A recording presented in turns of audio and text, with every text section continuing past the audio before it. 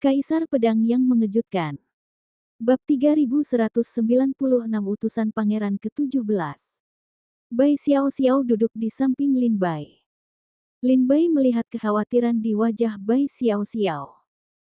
Dia dengan lembut menggendong Bai Xiao Xiao dan berkata dengan lembut, "Jangan khawatir, saya tidak akan impulsif. Saya tidak akan memilih untuk bertemu dengan negara suci pusat saat ini kecuali saya harus melakukannya." Bai Xiao Xiao berkata, "Anda tahu, tanah suci pusat telah mampu mendominasi tanah kuno selama bertahun-tahun. Ini tidak sesederhana yang terlihat di permukaan." Lin Bai juga setuju dengan analisis Bai Xiao Xiao. Terutama setelah Perang Dunia Pertama keluarga Dewa Racun, Lin Bai mengetahui keberadaan makam dewa. Ini membunyikan alarm bagi Lin Bai. Ada kekuatan luar biasa di balik keluarga Dewa Racun. Bagaimana dengan kerajaan suci pusat? Eksistensi kuat macam apa yang ada di belakang negara suci pusat? Bai Xiao Xiao menemani Lin Bai selama 3 hari. Selama 3 hari ini, tak satu pun dari mereka meninggalkan Istana Pedang. Mereka memasak bersama, memancing bersama, dan menyiangi bersama. Seolah-olah mereka menjalani kehidupan kecil seperti pasangan fana. Selama 3 hari, Bai Xiao Xiao tidak pergi ke Istana Kekaisaran, tapi untungnya, ada Sungai Chu dan Sanglang, penguasa nasional. Bai Xiao Xiao pergi selama 2 atau 3 hari. 3 hari kemudian, Lin Bai, berpakaian putih, berjalan keluar dari ibu kota Kekaisaran Kerajaan Shenwu. Melihat ke belakang, dia melihat Bai Xiao Xiao, yang sedang memandang dirinya sendiri dari kejauhan di atas tembok kota. Dia menunjukkan senyuman di wajahnya, menekan jubahnya di kepalanya, dan berjalan ke istana sekolah Dongzu. Setelah melihat Lin Bai pergi, Bai Xiao Xiao kembali ke istana. Perjalanan kerajaan Shenwu telah dimulai. Wajah Bai Xiao Xiao berkilat. Dia tahu bahwa kerajaan Shenwu tidak dapat terus hidup damai. Selanjutnya, Lin Bai harus menghadapi perang yang sulit, dan perang ini mungkin menggunakan kekuatan kerajaan Shenwu. Saya harus menyatukan Dongzu secepat mungkin, sehingga saya memiliki cukup kekuatan untuk membantunya. Bantu dia untuk menantang tanah suci pusat. Bai Xiao Xiao mengepalkan tangannya dan berjalan di jalan giok emas istana. Wajahnya dingin. Pada saat ini, Anda kembali ke jalan Guolang dengan tergesa-gesa. Sungai Chu melihat ke sisi Bai Xiao Xiao, tetapi tidak menemukan jejak Lin Bai. Dia bertanya, "Yang mulia, di mana Raja Pedang itu?" "Ayo pergi," kata Bai Xiao Xiao. "Apakah Anda menungguku di sini?" Bai Xiao Xiao bertanya. Sanglang, penguasa nasional, segera menjawab, "Yang mulia, pada senja kemarin, seorang pria misterius datang ke ibu kota kekaisaran dan memanggilnya Yang Mulia." Bai Xiao Xiao bertanya. Sanglang, penguasa nasional, berkata, "Tidak satupun dari mereka berasal dari pusat kerajaan suci." Bai Xiao Xiao tertegun sejenak, lalu berkata, "Panggil dia untuk menemuiku." Setelah setengah dering, mendengarkan angin di atas panggung, Bai Xiao Xiao mengenakan jubah kerajaan, duduk di kursi naga. Sanglang, penguasa nasional, memimpin seorang lelaki tua untuk datang dengan cepat. Ketika lelaki tua itu mendatangi Bai Xiao Xiao, dia mengepalkan tinjunya dan berseru, "Suamiku Zhang Jinwu, saya telah melihat Yang Mulia Xiaodi dari kerajaan Shenwu." Bai Xiao Xiao berkata sambil tersenyum, "Permisi." Menurut guru nasional, Zhang selalu datang dari tanah suci pusat. Zhang Jinwu berkata sambil tersenyum, "Ya, tepatnya, saya diperintahkan oleh Pangeran ke-17 untuk datang menemuinya." "Yang Mulia Xiaodi?" Bai Xiao Xiao bertanya, "17 pangeran." Zhang Jinwu terkekeh, Pangeran ke-17 bermaksud mendukung Yang Mulia Xiaodi untuk menyatukan Dongzu. "Saya ingin tahu apakah Yang Mulia Xiaodi tertarik dengan ini."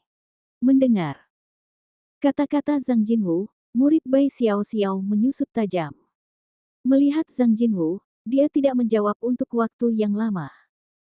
Namun dalam hati Bai Xiao Xiao, pikiran mulai bergejolak, dan lubuk hatiku berkata dengan suara dingin, awal dari di. Jelas sekali, Bai Xiao Xiao mengerti bahwa jika bukan karena putra mahkota yang telah memenangkan Akademi Dongzu, jika tidak, Pangeran ke-17 tidak akan mendukung Shenwu untuk menyatukan Dongzu. Selama negara bagian Shenwu menyatukan Dongzu, ini jelas merupakan salah satu kekuatan yang tidak dapat ditantang oleh Akademi Dongzu. Dengan kata lain, Pangeran ke-17 mendukung kerajaan Shenwu untuk menangani istana sekolah Dongzu. Sepanjang jalan ke depan, melewati ribuan gunung dan sungai, Lin Bai sekali lagi melangkah ke lautan para dewa dan iblis dan datang ke Akademi Dongzu. Aku sudah lama pergi, dan aku kembali. Lin Bai memandangi istana-istana di atas lautan para dewa dan iblis, dan para prajurit terbang di kedua sisi. Dia melirik senyuman. Segera, Lin Bai melangkah keluar dan langsung ke depan. Dia menghindari segala macam batasan susunan dan langsung menuju halaman selatan. Sesampainya di halaman selatan, Lin Bai tidak menginap, langsung menuju keluarga Lan. Ketika Lin Bai muncul di luar klan biru, Lan Ling di tepi danau awalnya menutup matanya. Pada saat ini, Lan Ling tiba-tiba membuka matanya dan matanya berbinar. Setelah setengah suara, dia menghela nafas tak berdaya, akhirnya, itu datang. Hati giok. Lan Ling menangis dengan suara rendah. Segera, Lan Yuxin mendatangi Lan Ling dan menangis, "Ayah, apakah kamu menginginkanku?" Lan Ling berkata, "Lin Bai ada di sini." Ketika Lan Yuxin mendengar Lin Bai datang, dia segera berdiri sambil tersenyum dan terbang langsung ke keluarga biru. Baiklah. Ketika Lan Ling melihat penampilan Lan Yuxin, dia tiba-tiba melihat aneh, dan kemudian dia berkata sambil tersenyum ringan, "Gadis ini, aku tidak tahu jenis obat kuat apa yang diberikan Lin Bai padanya." Dari cinta dan ketidakpeduliannya sebelumnya, hingga sekarang ketika dia mendengar Lin Bai datang, dia benar-benar. Lin Bai adalah gadis yang baik. Ah, Lan Ling tidak punya pilihan selain tersenyum pahit. Hati giok biru terbang keluar dari klan biru. Melihat seorang pria berpakaian putih berdiri di langit awan, dia berjalan sambil tersenyum, Lin Bai. Lin Bai melihat Lan Yuxin datang dan berkata, "Ayolah, bawa aku menemui ayahmu." Hati Lan Yu sedikit mengangguk, membawa Lin Bai ke keluarga Lan, dan datang ke danau tempat Lan Ling berada. Lan Ling, seperti biasa, duduk di tepi danau dan memandangi danau yang tenang. Lin Bai berjalan mendekat dan berkata, "Paman Lan Ling." Lan Ling berkata sambil tersenyum, "Duduk." Mendengar ini, Lin Bai duduk di samping Lan Ling dan terkekeh, "Tahukah kamu jika ada ikan di danau Paman Lan Ling? Ketika saya berada di kerajaan Shenwu sebelumnya, saya memancing ikan di Istana Pedang selama beberapa hari, dan tidak ada satupun yang menangkap umpannya. Aneh sekali." Lan Ling berkata, "Pikiranmu tidak tertuju pada memancing, bagaimana kamu bisa menangkap ikan?" "Mungkin." Lin Bai terkekeh. Lan Ling bertanya, "Saya mendengar Anda mengalahkan Wu He dan Si Zongxian dalam situasi yang buruk." Lin Bai menggelengkan kepalanya dan berkata, "Saya baru saja memberi mereka pelajaran, tetapi saya tidak menyangka bahwa pencapaian calon orang suci istana sekolah Dongzu ini tidak sebaik satu sama lain. Dalam 1 atau 2 tahun terakhir, mereka tampaknya tidak mencapai apapun kecuali menjadi tua." Lan Ling terkekeh, "Apakah kamu pikir semua orang seperti kamu? Aku sangat ingin menjadi kuat. Ada banyak orang yang tinggal di tempat yang nyaman untuk waktu yang lama, jadi tentu saja mereka santai. Dalam 1 atau 2 tahun terakhir, Anda bertempur di utara dan selatan, tidur di udara terbuka, dan mencari kulit dengan harimau. Tentu saja, Anda telah membuat kemajuan pesat. Tetapi karena posisi mereka tidak memiliki saingan di Akademi Dongzu. Tentu saja, mereka akan santai. Tapi kali ini, Anda telah membunyikan alarm untuk mereka. Mungkin di lain waktu, mereka akan bekerja keras dan berlatih keras untuk jangka waktu tertentu." Lan Ling berkata dengan lembut. Bab 3197 pedang telah terhunus. Lanling bertanya, "Kamu datang kepadaku, tidakkah kamu ingin bertanya tentang memancing sekarang?" "Tentu saja tidak," Lin Bai berkata sambil tersenyum. Lalu dia menarik napas dalam-dalam dan memandang ke awan. Dia berkata dengan lembut, "Paman Lanling, saya akan pergi ke pusat tanah suci." "Pa." Ketika Lin Bai mengatakan bahwa dia berencana pergi ke tanah suci pusat, dia dengan jelas merasakan nafas Lanling terhenti sejenak. Kemudian, Lanling pulih seperti biasa, terkekeh dan berkata, "Itu bukan tempat yang baik. Ayahmu pergi ke sana untuk pertama kalinya dan menanamnya. Kapan kamu akan pergi?" Lin Bai berkata, "Setelah aku datang mengunjungimu, aku akan segera pergi." "Bagus." Lanling menjawab dan berkata, "Ingat, kerajaan suci pusat adalah tanah suci seni bela diri di tanah kuno. Di mana para pejuangnya sangat kuat, mereka yang sulit dilihat di Dongzu dan Nanzu mungkin sangat umum di suci pusat. Kerajaan. Saat Anda berada di tanah suci pemerintah pusat, Anda harus ingat bahwa Anda tidak boleh menyinggung tiga macam orang." Lin Bai mengerutkan kening dan bertanya, "Ketiga jenis orang itu?" Lanling berkata, "Pengemis di jalan, biksu Buddha, dan pejabat kerajaan suci." "Mengapa?" Lin Bai bertanya. Lanling menggelengkan kepalanya dan berkata, "Kamu bisa mengingatnya, tidak perlu bertanya." Lin Bai mengangguk dalam diam. Lalu mereka duduk bersama, terdiam cukup lama. Keduanya memiliki mata yang dalam dan penuh perhatian, dan mereka tidak tahu apa yang mereka pikirkan. Setelah setengah dering, Lanling berbicara lagi dan bertanya, "Apakah kamu benar-benar siap?" Lin Bai berkata, "Saya telah mempersiapkannya selama lebih dari 10 tahun." Suara Lanling tiba-tiba menjadi kering dan bisu. Sepertinya suaranya terdistorsi oleh kegembiraan. Dia berkata, "Bagus. Kalau begitu pergilah. Jangan takut, ada paman di belakangmu." Lin Bai berdiri dan berkata, "Keponakan itu sudah pergi." Lanling mengangguk dalam diam. Lalu, Lin Bai berbalik dan meninggalkan keluarga Lan. Meninggalkan Akademi Dongzu, dan pergi ke Kerajaan Suci Pusat. Setelah Lin Bai pergi, ekspresi tegang Lanling akhirnya menghela nafas lega, menengadah ke langit dan menghela nafas, lebih dari 20 tahun, akhirnya akan dimulai. "Kakak laki-laki Lindor, Nona Li Subai, putramu, dia datang." Blueling menarik napas dalam-dalam dan berkata. Lanyuxin duduk di belakang Lanling dan melihat tingkah aneh Lanling. Dia terlihat sedikit rumit. Pada saat itu, Lanling mengangkat tangannya dan melihat sosok-sosok di danau di depannya. Melihat sosok-sosok ini, Lanling berkata dengan suara rendah, "Lin Bai, ke pusat tanah suci." Gemerincing. Mendengar kata-kata Lanling, sosok-sosok di seluruh danau bergetar bersama, dan danau itu bergetar hebat dan terciprat air. Lanling berkata sambil tersenyum, "Apa? Mau bagaimana lagi? Tetapi ini juga waktunya bagi negara suci pusat untuk melunasi hutang darah dan darahnya."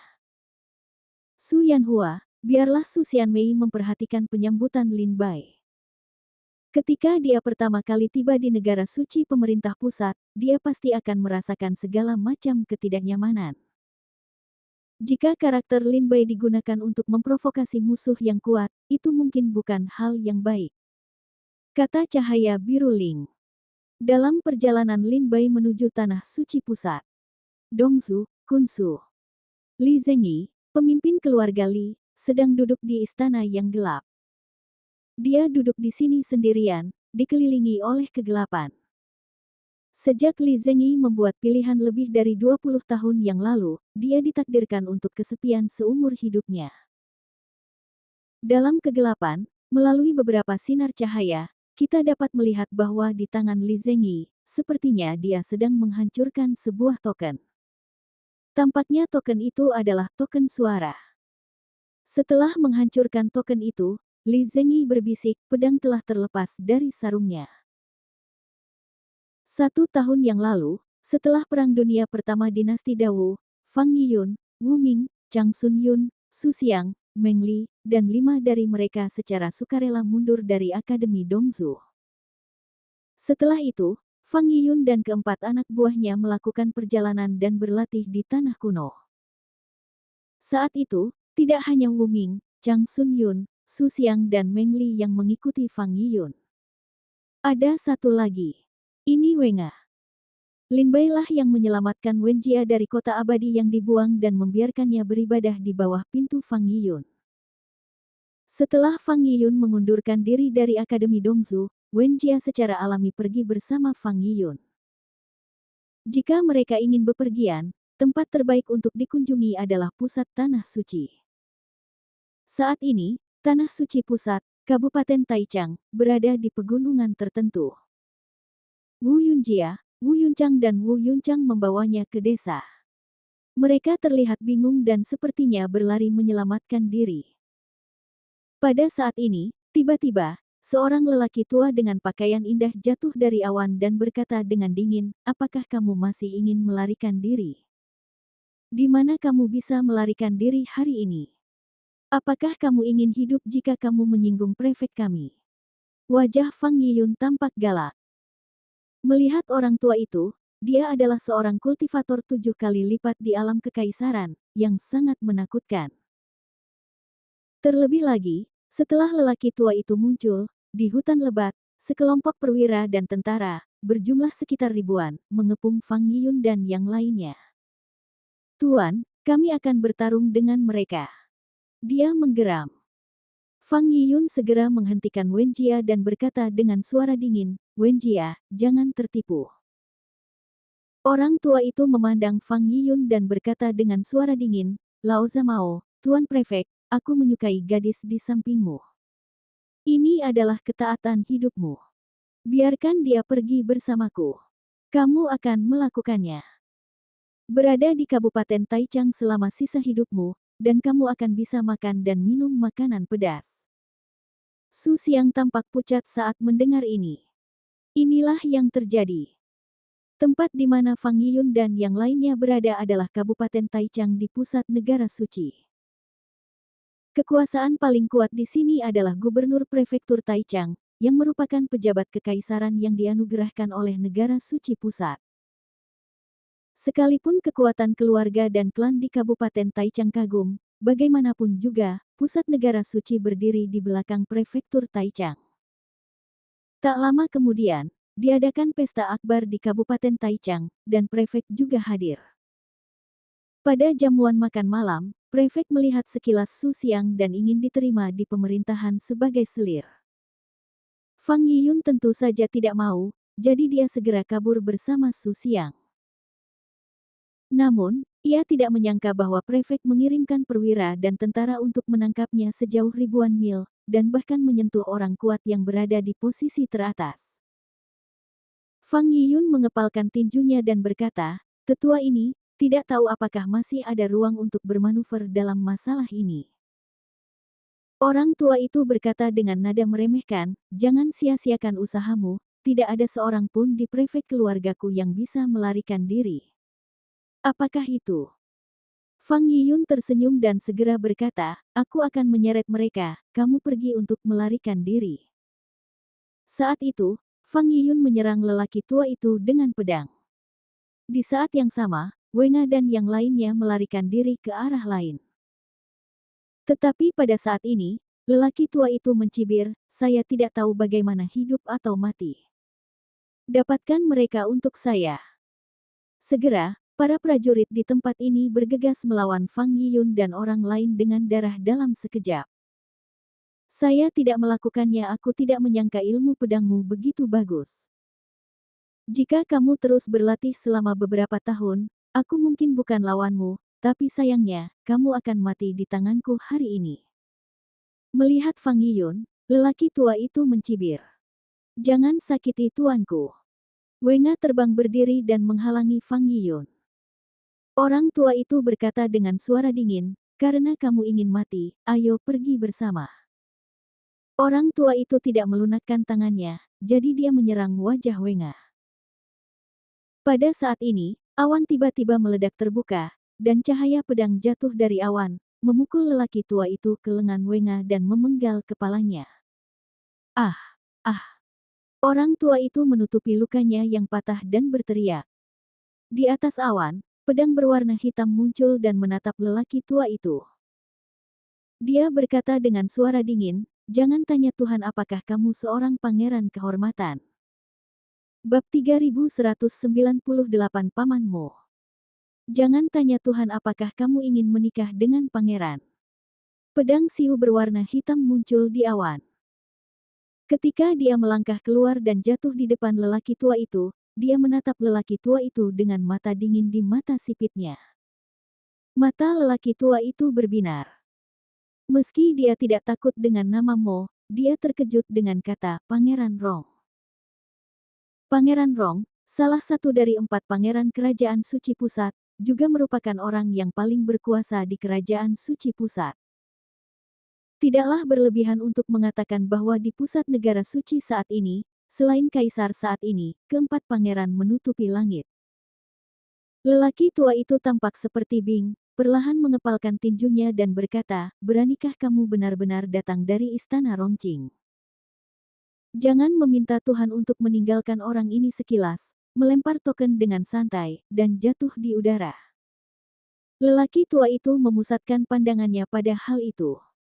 Token itu terbuat dari emas ungu. Pada token tersebut, ada 4 karakter besar yang tertulis di atasnya, kediaman Pangeran Rong. Ini adalah tanda unik dari Istana Rongqing, dan tidak akan diberikan kepada prajurit begitu saja. Secara umum, mereka yang dapat memiliki token tersebut adalah orang kepercayaan Pangeran Rong. Ketika lelaki tua itu melihat bahwa Mo meminta Tuhan untuk membuang token itu, dia memutuskan bahwa dia adalah orang kepercayaan Pangeran Rong. Orang tua itu segera memasang senyuman di wajahnya, mengepalkan tinjunya dan berseru, "Saya tidak tahu urusan apa orang dewasa itu datang ke Kabupaten Taichang. Adakah tempat di mana saya bisa mengabdi di Kabupaten Taichang? Jika ada adalah satu, saya akan segera kembali untuk memberi tahu gubernur. Saya akan mencoba yang terbaik untuk membantu Anda." Jangan bertanya kepada Tuhan dengan suara dingin, orang-orang ini adalah orang-orang di istana Rongqing saya. Beraninya Kabupaten Taichang Anda menyerang orang-orang di istana Rongqing saya.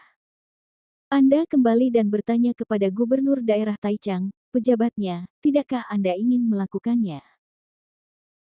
Wajah lelaki tua itu memadat, dan dia berkata dengan tergesa-gesa, "Tuanku, ini adalah banjir yang melanda kuil Raja Naga. Kami tidak tahu bahwa mereka adalah orang-orang istana Rongqing. Semua ini adalah kesalahpahaman. Kami akan segera pergi, segera." Jangan meminta Tuhan berkata tanpa ekspresi, "Pergi." Ya, ya, kita akan keluar dari sini, kita akan keluar dari sini. Lelaki tua itu berkata sambil tersenyum singkat bahwa dia meninggalkan hutan bersama anak buah dan kudanya. Saat ini, jangan tanya mata Tuhan pada Fang Yiyun dan Wen Jia. Tentu saja, Fang Yiyun tahu untuk tidak bertanya kepada Tuhan. Pada tahun-tahun itu, dia tidak bertanya kepada Tuhan, tetapi dia berteman dengan Lin Duo, yang dikenal sebagai 18 abadi Taoshan. Saat itu, Fang Yiyun, Mo Wensen dan Lin Duo sedang belajar bersama di Akademi Dongzu. Namun karena nantinya Fang Yiyun harus bersaing dengan Lin Duo sehingga hatinya rusak. Setelah puluhan tahun berkultivasi, ia tidak dapat meningkatkan prestasinya. Oleh karena itu, lebih baik tidak meminta pencapaiannya kepada Tuhan. Jangan minta Tuhan melihat ke arah Fang Yiyun, berbisik, "Fang Yiyun, sudah lama tidak bertemu." Fang Yiyun terkekeh, "Ya, jangan tanya Tuhan. Ketika Dongzu pergi, kita seharusnya tidak melihatnya selama lebih dari 10 tahun."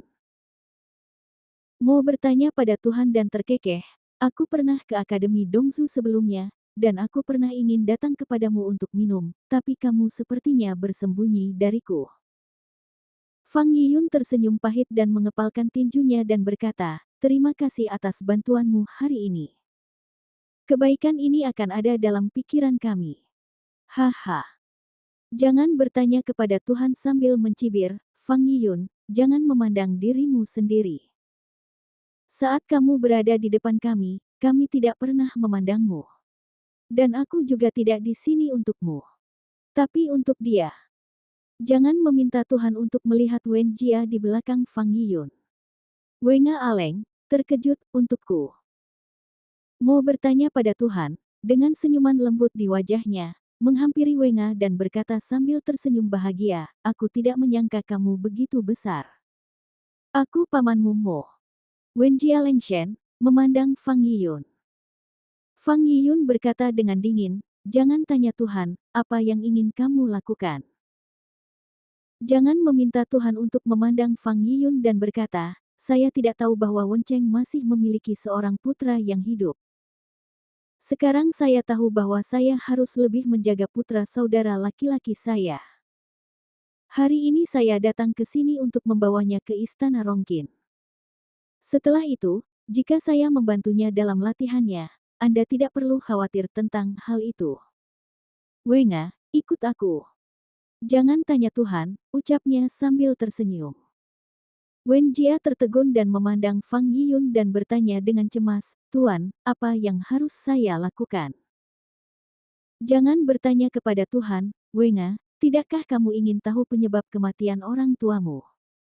Mengapa mereka mati? Mengapa kamu menjadi yatim piatu dan menderita ketidakadilan di kota pengasingan Akademi Dongzu? Jangan, tidakkah kamu ingin mengetahui semua ini? Tidakkah kamu ingin tahu siapa yang membuatmu demikian? Apakah kamu tidak ingin membalaskan dendam orang tuamu? Oleh Mo yang menanyakan beberapa pertanyaan berturut-turut kepada Tuhan, sangat menarik perhatian Wenga. Fang Yiyun berkata dengan dingin, Wen Jia, jangan dengarkan dia. Aku akan memberitahumu sesuatu nanti. Jangan bertanya pada Tuhan dan tertawa, apa yang dikatakan Fang Yiyun kepadamu bukanlah kebenaran, jika tidak, dia pasti sudah memberitahumu. Tapi aku, dan ayahmu, adalah saudara seiman, apa kamu tidak percaya? Jika kamu tidak percaya, Anda dapat memilih untuk pergi ke Dongzu dan bertanya apakah seni bela diri generasi tua di Dongzu pernah mendengar tentang 18 dewa Gunung Taoshan. Jika kamu pernah mendengar tentangku, jangan tanya pada Tuhan dan ayahmu Wen Cheng. Jangan minta Tuhan melihat dan berkata pada Wenga. Wajah Wen Jia ragu-ragu, dan dia bukanlah anak laki-laki konyol yang baru saja keluar dari kota abadi yang terbuang dan belum pernah melihat dunia.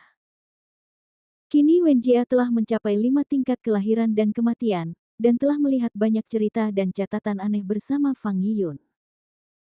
Paman Mo, apakah kamu benar-benar mengetahui penyebab kematian orang tuaku? Wenga bertanya dengan rasa ingin tahu. Jangan bertanya pada Tuhan, aku tidak hanya tahu, tapi aku juga tahu kalau musuh orang tuamu masih hidup. Jika kamu ingin balas dendam, kamu harus ikut denganku. Aku akan mengajarimu cara berlatih, cara menggunakan pedang, dan cara membalas dendam. Jangan meminta Tuhan untuk mengatakannya dengan tegas. Wenga mengangguk dan berkata, oke, aku ikut denganmu. Fang Yiyun berteriak, Wen Jia. Wen Jia memandang Fang Yiyun dengan rasa bersalah dan berkata, Tuan, saya harus pergi.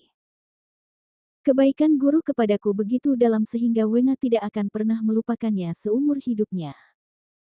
Tetapi dengan cara yang sama, Wenga tidak akan melupakan kematian orang tuanya. Karena aku bertemu dengan pamanmu saat ini dan mengetahui penyebab kematian orang tuaku, tentu saja aku akan mengejarnya. Guru, jangan khawatir. Setelah saya mengetahui penyebab kematian orang tua saya dan balas dendam kepada orang tua saya akan kembali dan terus berlatih dengan guru. Wen Jia memandang Fang Yiyun dengan rasa bersalah dan berkata. Fang Yiyun menggelengkan kepalanya dan berkata, Wen Jia, jangan ikuti Mo minta Tuhan berjalan. Jangan tanya Tuhan dengan pandangan tidak senang pada Fang Yiyun, suara dingin berkata, Fang Yiyun, bagaimana kabarmu sekarang, lebih menyebalkan daripada tahun-tahun itu. Paman Mo, ayo pergi. Wenga pergi bertanya kepada Tuhan. Jangan minta Tuhan tersenyum, bawa Wenjia langsung ke langit, menghilang di langit. Wenga. Fang Yiyun memandang Mo bertanya pada Tuhan dan arah keberangkatan Wenjia dan mendesis panjang lebar. Chang Sun Yun berkata pada saat itu, Tuan, Anda boleh melepaskan Wenjia. Jika Wenjia dapat membalaskan dendam orang tuanya, itu akan menjadi hal yang baik. Fang Yiyun berkata sambil tersenyum pahit, enak. Saya tidak bisa melihatnya. Jangan tanya Tuhan. Pikirannya seperti rubah. Dia datang untuk membawa Wenga pergi saat ini. Dia pasti punya rencana lain. Bagaimana rasanya badai akan datang? Bab 3199 Divisi Ketiga Kerajaan Suci. Di Perahu Roh. Benua kuno dibagi menjadi 5 benua, Dongzu, Nanzu, Beizu, Shizu, dan Zhongzu. Ada 10.000 wilayah di Dongzu, Wancheng di Beizu, Wanbu di Nanzu, Wanfo di Shizu, dan hanya ada satu pusat negara suci di Zhongzu. Seluruh Zhongzu adalah wilayah negara suci pusat. Negara bagian pusat bahkan lebih besar dari negara bagian pusat. Di atas belat Lingzu, seorang lelaki tua jorok, dengan teko anggur di tangannya, berdiri di tempat yang tinggi, berkata dengan kepala berbusa beterbangan. Di bagian bawah, di seluruh belat perahu spiritual, ada para pejuang. Dengarkan lelaki tua itu berbicara tentang sejarah pusat kerajaan suci. Dan Lin Bai adalah salah satu pejuang di bawah ini. Setelah meninggalkan Akademi Dongzu, Lin Bai segera berangkat dan langsung menuju ke pusat kerajaan suci tanpa penundaan. Di daerah perbatasan antara Dongzu dan kerajaan suci pusat, Lin Bai, untuk menyembunyikan keberadaannya, tidak langsung memasuki negara suci pusat. Sebaliknya, dia menemukan Menara Tianbao dan menaiki kapal penumpang Menara Tianbao untuk memasuki pusat kerajaan suci. Kapal penumpang Tianbao Lou ini berangkat dari Dongzu, tetapi tujuannya adalah Kabupaten Longhei di negara suci pusat. Kabupaten Longhei adalah prefektur terdekat dari negara suci pusat ke Dongzu. Lingzu terbang keluar dari Dongzu dan terbang melintasi Kabupaten Longhei selama 3 hari. Menurut waktu yang dijadwalkan, kami tidak dapat mencapai kota Qingyun di Kabupaten Longhei hingga senja hari ini. Ketika dia tidak melakukan apa-apa, Lin Bai keluar dari ruangan Lingzu dan datang ke kayu lapis untuk melihat pemandangan dan mengenal jalannya. Namun, dia baru saja mendengar lelaki tua itu berbicara tentang pusat tanah suci, jadi dia duduk dan mendengarkan. Orang tua jorok itu mengambil kendi, meneguk anggur beberapa kali, menyeka bibirnya, dan berkata, di bawah pemerintahan kerajaan suci pusat, Zhongzu telah dibagi menjadi 1080 kabupaten sejak zaman kuno, dan setiap kabupaten memiliki wilayahnya sendiri. Prefek Taizhou setara dengan kaisar lokal di setiap daerah. Mereka dapat membina yang kuat dan tentara sesuka hati di prefektur mereka sendiri. Di seluruh pemerintahan daerah, tidak peduli seberapa besar keluarga besar, tidak peduli seberapa kuatnya Anda harus patuh di depan prefek. Oleh karena itu, jika kamu mendapat posisi prefek di pusat kerajaan suci, kamu bisa dianggap sebagai orang kuat di tanah kuno. Tidaklah berlebihan untuk mengatakan bahwa kemanapun Anda pergi ke tanah kuno, Taizhou dari negara suci pusat adalah keberadaan angin dan hujan. Saya tidak bisa menahannya. Terlebih lagi, kalian dipandang rendah sebagai jabatan prefek. Kalian semua memenuhi syarat untuk bertemu langsung dengan kaisar dari negara suci pusat. Kalian tahu betapa mengerikannya kekuatan ini. Orang tua jorok itu tertawa. Mendengar apa yang dikatakan lelaki tua itu, Lin Bai diam-diam berspekulasi bahwa dia tidak berbicara banyak. Setelah meminum beberapa minuman lagi, lelaki tua itu berkata, ini adalah kekuatan lokal dari negara suci pusat, dan hal yang paling menakutkan adalah di dalam istana kekaisaran. Di dalam kerajaan suci pusat dan di atas istana kekaisaran, ada 3 departemen dan 6 departemen. Tidak ada yang bisa dikatakan tentang 6 suku. Mereka terutama membantu kaisar mengelola Zhongzu dengan baik. Yang paling penting adalah divisi ketiga. Jika kamu diincar oleh 3 divisi di Tanah Suci Pusat, maka kamu bisa menyebutkan untuk menggali kuburmu sendiri. Sanxi mengacu pada Jiantianxi, Xuanjianxi dan Jianlongxi. Pengawas surga bertanggung jawab untuk meramal nasib surga. Misalnya, jika ada seseorang di Beizu, Jiantianxi adalah orang pertama yang mengetahuinya. Mereka akan segera memberitahu kaisar, dan kerajaan suci pusat akan mengirim pasukan untuk menekan pemberontak di Beizu. Mendengar ini, Lin Bai berkata dengan suara rendah, badan intelijen. Meski lelaki tua jorok itu minum terlalu banyak, telinganya sangat sensitif. Dia langsung menatap Lin Bai, mengangguk dan berkata, "Ya, benar. Seperti yang dikatakan adik kecil ini, Departemen Penjara mirip dengan badan intelijen. Tidak ada yang bisa lepas dari pandangan Kaisar Jiantian di Kerajaan Suci Pusat dan bahkan di Tanah Kuno." Mereka kembali menatap Lin Bai. Lin Bai tersenyum dan berdiri di satu sisi, menatap lelaki tua yang ceroboh itu. Orang tua jorok itu melanjutkan, "Yang kedua, Departemen Pedang Gantung, bertanggung jawab atas penyelidikan dan pembunuhan.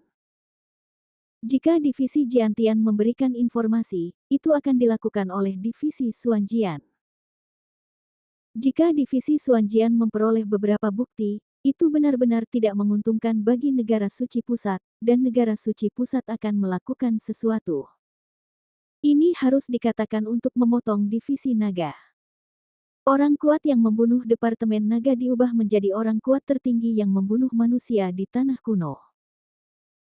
Tidak berlebihan untuk memberitahumu bahwa jika kamu ingin memasuki divisi pemotongan naga, kamu harus memiliki pencapaian terendah di atas 5 level di alam tripod.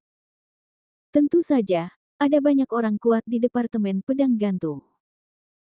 Jika lawannya sangat kuat dan Departemen Xuanjian tidak mau menyia-nyiakan tangan dan kakinya, dia akan melapor ke Kerajaan Suci Pusat dan mengambil alih dengan helikopter naga. Lin Bai tersenyum dan berkata dengan suara rendah, hal terpenting bagi ketiga departemen ini adalah memantau negara adidaya di Tanah Kuno dan 1080 kabupaten di Zhongzhou, serta markis dari Kerajaan Suci Pusat. Diperkirakan ketiga divisi ini dibentuk demi orang-orang kuat ini. Kalau tidak, di benua kuno ini, selain markis dari negara suci pusat, prefek lokal, dan negara adidaya selain Zhongzhou, apakah ada klan lain yang memiliki kemampuan untuk memberontak? Lin Bai menggelengkan kepalanya dan berkata sambil tersenyum pahit. Ketika Lin Bai mendengar bahwa lelaki tua jorok itu telah menyelesaikan tugas 3 divisi, dia langsung berpikir bahwa 3 divisi itu ada untuk markis dan prefek negara suci pusat, serta negara adidaya di luar Zhongzhou.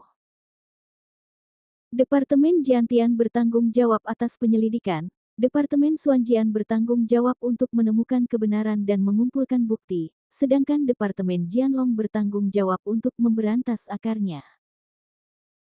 Orang tua jorok itu berkata sambil tersenyum, oleh karena itu, kamu berada di Kerajaan Suci Pusat, tetapi jangan diawasi oleh 3 divisi, jika tidak, kamu tidak akan jauh dari kematian.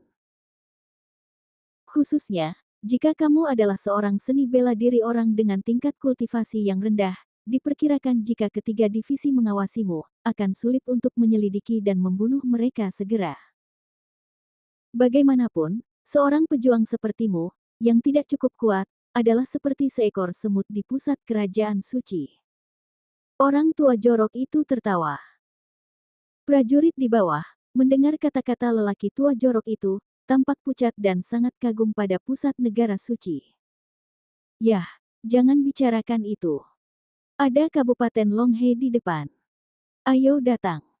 Aku akan menyipitkan mata sebentar. Aku akan pergi ke kota Qingyun untuk bermain dengan beberapa gadis. Hehe, hehe. Orang tua jorok itu memandangi pegunungan dan sungai di luar Lingzhou dan menilai bahwa tempat itu tidak jauh dari kota Qingyun. Dan Lin Bai juga berdiri dan sampai ke tepi perahu roh, memandangi langit dan bumi di pusat tanah suci, wajahnya muram. Saat Lin Bai memasuki tanah suci pusat, Kerajaan Suci Pusat, Ibu Kota Tuhan, dan Gubernur Surga. Di ruang rahasia Kementerian Surga, ada rune yang sangat rumit di semua sisi. Di tengah ruangan ini terdapat platform batu giok yang hanya berisi sebuah buku. Pada saat ini, buku terbuka secara otomatis, memperlihatkan sepotong teks bercahaya. Pada saat ini, seorang lelaki tua berjubah tua muncul di depan buku. Matanya berkedip dan menatap buku itu. Kata-kata di buku itu berbunyi. 10.000 tahun bencana, kesedihan abadi, 100 tahun, 2 generasi kebencian. Perahu Sungai Naga, kapal feri bintang ajaib, Wuliang Hou, tulang pedang. Jika kamu membunuh hatimu, kamu akan menderita. Jika kamu menelan jiwamu, tidak akan ada langit dan bumi. Setelah membaca teks di buku itu, lelaki tua berjubah itu tampak ketakutan dan tidak bisa menahan diri untuk berkata, malapetaka akan datang. Bab 3200 Kabupaten Longhe. Kota Qingyun. Berdiri di atas perahu roh, Lin Bai melihat perahu roh melewati pegunungan dan hutan di Kabupaten Longhe, dan akhirnya sebuah kota besar muncul di hadapannya. Ada banyak pejuang, di dalam dan di luar kota, di dalam dan di luar, dalam arus yang tak ada habisnya. Kota Qingyun, ini dia. Saat ini, perahu roh Menara Tianbao jatuh di luar kota Qingyun dan tidak memasuki kota. Setelah mendarat, pengurus Menara Tianbao berkata, menurut aturan Kerajaan Suci Pusat, tidak perahu roh dapat muncul di atas kota. Terlebih lagi, setiap kota di Tanah Suci Pusat memiliki susunan udara terlarang yang sangat kuat. Jika Anda bukan pejabat tinggi dan bangsawan, Anda tidak bisa memasuki kota melalui langit. Oleh karena itu, kami hanya bisa berhenti di luar kota. Bagian depannya adalah kota Qingyun. Jika Anda melanjutkan, Anda dapat mencapai kota Qingyun dalam waktu kurang dari setengah jam. Tanah Suci Pusat, meskipun merupakan tanah suci seni bela diri dan Taoisme, ada di sini juga sangat berbahaya. Harap lebih berhati-hati. Menara Tianbao mengirimmu ke sini. Jika kamu beruntung di masa depan, sampai jumpa di dunia. Tolong. Setelah pengurus Menara Tianbao keluar dan mengatakan sesuatu tentang hal itu, semua orang seni bela diri mengucapkan terima kasih dengan tinju mereka dan melompat dari atas. Lingzu dan pergi ke kota Qingyun. Oh, ini dia. Ayo pergi.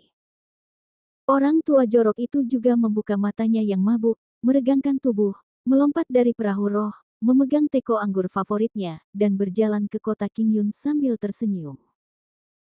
Dan Lin Bai juga diam-diam berjalan menuruni perahu spiritual, menuju kota Qingyun.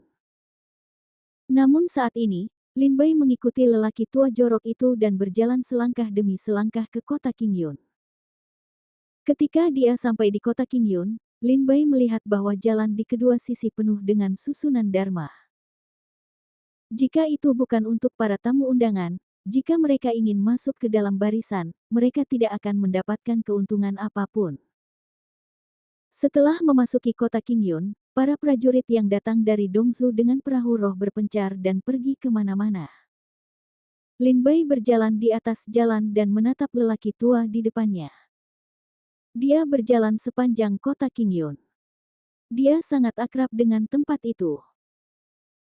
Setelah berjalan beberapa jalan, lelaki tua itu mengerutkan kening, melihat ke belakang, dan berkata sambil tersenyum, anak muda, kamu datang ke kota Qingyun dan jangan pergi bersenang-senang. Apa yang kamu lakukan dengan orang tua ini? Lin Bai, yang berdiri di belakang orang tua jorok itu, tertawa kecil dan berkata, saya merasa bahwa orang tua itu sepertinya sangat mengenal Tanah Suci Pusat. Orang tua jorok itu berkata sambil tersenyum. Tentu saja, ini adalah pemahaman bahwa aku telah mengembara di pusat negara suci sejak aku masih kecil. Lin Bai berkata sambil tersenyum, itu yang terbaik. Saya punya beberapa hal yang ingin saya minta nasihat dari orang yang lebih tua. Apa masalahnya? Tanya lelaki tua jorok itu.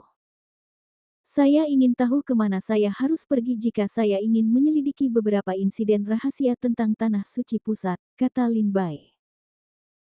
Pria tua jorok itu berkata sambil tersenyum, bagus, pergilah ke Jiantianxi, di mana terdapat catatan semua peristiwa besar di benua kuno.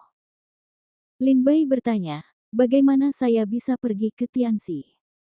Lelaki tua jorok itu berkata, jika kamu ingin masuk penjara, maka... Berbicara tentang ini, lelaki tua jorok itu berbicara sedikit, matanya bersinar, dia menyesap teko anggur, dan berkata sambil tersenyum. Hei, teko anggur orang tuaku kosong, aku tidak minum, tapi aku tidak dapat mengingat apapun. Sambil tersenyum pahit, Lin Bai memahami maksud lelaki tua jorok itu dan berkata, ayo cari tempat di mana kita bisa mengobrol dengan baik. Bagus. Orang tua jorok itu berkata sambil tersenyum, ada sebuah restoran di depanku. Anggur mereka adalah yang terbaik di kota Qingyun. Aku selalu ingin pergi, tapi aku tidak pernah punya kesempatan. Lin Bai mengangguk sedikit dan pergi berjalan bersama lelaki tua itu. Segera, sebelum mereka tiba di sebuah restoran yang sangat mewah, Lin Bai mendongak dan melihat bahwa restoran itu bukanlah tempat yang mampu dibeli oleh orang biasa. Dan lelaki tua yang ceroboh itu tidak terlalu memikirkannya, jadi dia masuk. Lin Bai harus mengikutinya. Lelaki tua jorok itu berkata sambil tersenyum, pelayan, sajikan anggur. Orang tua jorok itu menemukan meja dekat jendela, duduk, dan meminta pelayan menyajikan anggur. Bartender itu melirik lelaki tua yang ceroboh itu, dan matanya bersinar. Dia tampak seperti gelandangan yang sudah bertahun-tahun tidak mandi. Berapa banyak uang yang bisa dia miliki? Bartender itu datang dengan ekspresi jijik dan berkata, anggur di sini sangat mahal. Saya tidak tahu apakah Anda mampu membelinya. Lelaki tua jorok itu berkata dengan marah, apa sebutannya? Apakah kita keluar untuk minum? Tidak mampu untuk minum. Bartender itu melirik ke arah lelaki tua yang ceroboh dan Lin Bai, lalu terkekeh, pemuda ini kelihatannya baik, tapi kamu. Orang tua jorok itu berkata dengan marah, ada apa denganku? Sajikan anggurnya, atau aku akan menghancurkan tokomu. Lin Bai berkata tanpa daya, pelayan, pergi ke bar. Lelaki tua jorok itu menambahkan, minumlah anggur terbaik di tokomu. Bartender itu tidak marah dan berkata, mohon tunggu sebentar. Setelah beberapa saat, bartender membawakan anggur dan hidangan yang enak, dan lelaki tua yang ceroboh itu sepertinya tidak pernah makan anggur dan daging selama bertahun-tahun dan melahapnya. Lin Bai, yang duduk di seberang meja, tidak bergerak. Orang tua jorok itu tidak menyapa Lin Bai, melainkan hanya makan dan minum untuk dirinya sendiri. Setengah jam kemudian, lelaki tua jorok itu menyentuh bibirnya yang berminyak dan berkata sambil tersenyum, keren, aku sudah bertahun-tahun tidak makan makanan lezat seperti itu. Lin Bai berkata, karena aku kenyang, ayo kita periksa. Bartender itu datang dan berkata sambil tersenyum, Tuan, totalnya ada 300 juta cairan roh. Mendengar nomor ini, wajah Lin Bai menjadi pucat. Dia memandang pelayan itu dengan kaget dan takut dengan nomor itu. Sekadar meja makan, sebenarnya butuh 300 juta cairan spirit. Meskipun cairan roh di tas penyimpanan Lin Bai tidak sedikit, dan jumlahnya sekitar 700 juta, saya tidak menyangka bahwa makan akan berharga 300 juta. Melihat keterkejutan Lin Bai, lelaki tua jorok itu diam-diam berkata kepada Lin Bai, ini adalah restoran terbaik di kota Qingyun. Tentu saja, makanannya lebih mahal. Nak, tidakkah kamu memberitahuku bahwa kamu tidak memiliki cairan spiritual? Lin Bai menarik napas dalam-dalam, mengeluarkan 300 juta cairan roh dari tas penyimpanan, dan membayar anggurnya. Sebelum berangkat, lelaki tua jorok itu juga meminta sepoci anggur berkualitas dari toko. Dia memegangnya di pelukannya dan pergi dengan gembira. Keluar dari restoran, Lin Bai berkata, sekarang, kamu bisa mengatakannya. Lelaki tua jorok itu mengerutkan bibirnya dan berkata, baru saja makan enak dan minum anggur enak. Jangan khawatir. Kita akan cari tempat untuk mandi. Kita sedang membicarakannya. Jalan, jalan, aku akan mengantarmu ke tempat pemandian. Saat kita berendam di pemandian air panas, aku akan memberitahumu pelan-pelan. Orang tua jorok itu membawa Lin Bai ke bagian lain kota Qingyun. Tidak lama setelah itu, lelaki tua jorok itu membawa Lin Bai ke taman lain. Jauh dari sana, Lin Bai melihat ada beberapa pangeran berpakaian bagus. Tentunya tempat ini juga merupakan gua penjualan emas. Setelah lelaki tua jorok itu menarik Lin Bai masuk, tidak mengherankan jika tempat ini